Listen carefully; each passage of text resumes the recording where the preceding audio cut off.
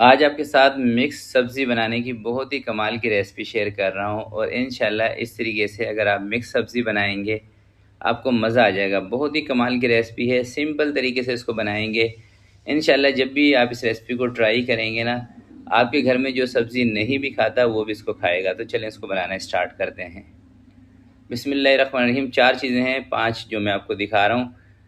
गाजर आधा किलो मैंने ली थी, 2 आलू लिए हैं, 2 बड़े साइज़ के टमाटर हैं, 1 पाव मेथी है और 2 सब्ज़ मिर्चें हैं।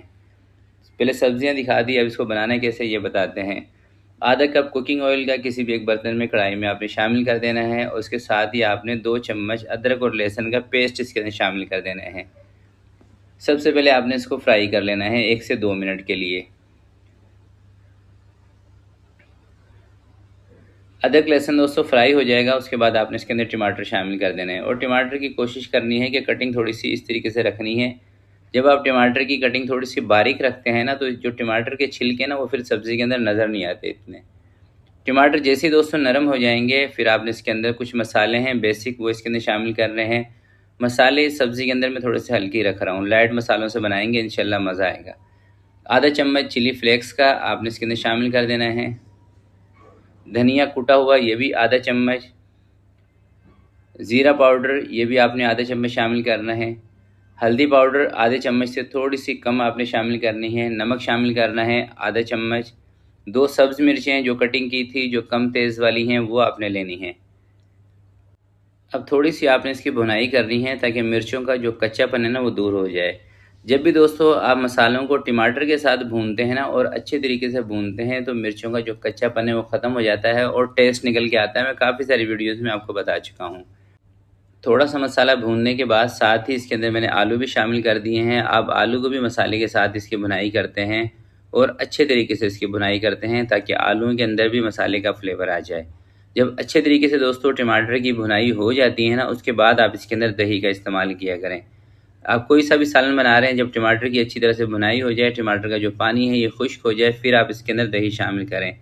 टमाटर का पानी होगा या सालन के अंदर पानी होगा ना, आप दही इसमें डाल देंगे तो क्या होता है कि दही फट जाती है। ठीक है, ये मैंने तकरीबन 3 से 4 चम्मच दही के लिए हैं। और जब भी आप दही का इस्तेमाल करें किसी भी सालन के अंदर, तो एक चीज़ को नोट कर लिया करें कि दही ज़्यादा खट्टा नहीं होना चाहिए। ज़्यादा खट्टी दही होती है ना, फिर आपके सालन के अंदर खटास आ जाती है और आप यूँ समझते हैं कि शायद आपने टमाटर का इस्तेमाल ज़्यादा किया है, इसलिए इसके अंदर खटास आ रही है। तो बेसिक वजह ये होती है कि दही आपने ज़्यादा खट्टी उसमें डाल दी है। दही के साथ इसके अंदर मैंने गाजर भी ऐड कर दी है। मेथी हम बिल्कुल लास्ट में शामिल करेंगे।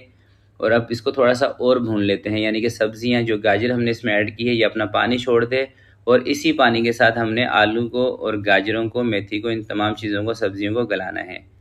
तो ये देख रहे हैं आप, सब्जियों ने अपना पानी छोड़ दिया है दोस्तों, खासकर गाजर ने। तो अब इसके अंदर मैं मेथी शामिल कर रहा हूँ।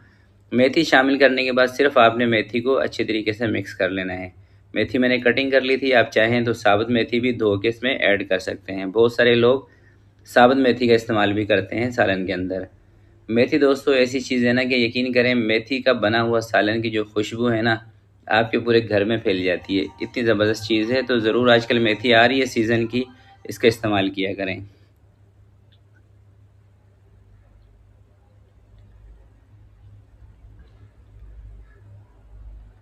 चलें जी, अच्छी तरीके से मिक्सिंग मैंने इसकी कर ली है। अब इसके ऊपर लगाते हैं दोस्तों कवर, और कवर लगा के चूल्हा कम करके 15 मिनट के लिए हम इसको छोड़ देंगे हल्की आंच पे, ताकि गाजरें भी अच्छी तरीके से गल जाएं, नरम हो जाएं और आलू भी अच्छे तरीके से गल जाएं।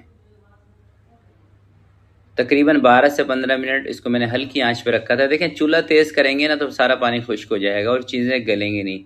जिन चीज़ों को दोस्तों आपको गलाना हो ना, उसको कवर लगा के हल्की आंच पे रखा करें। 10 से 15 मिनट के अंदर सब्जियां बेहतरीन गल जाती हैं। ये देख रहे हैं आप इसका लुक।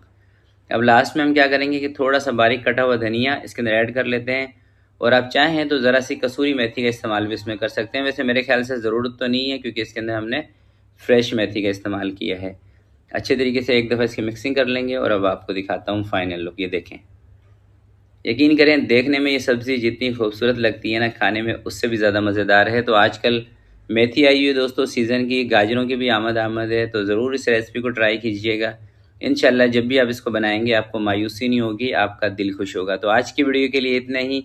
आपसे मिलते हैं किसी नेक्स्ट वीडियो में। तब तक के लिए अपना बहुत सारा ख्याल रखिएगा, अपने वालिदैन का ख्याल रखिएगा। अल्लाह हाफिज़।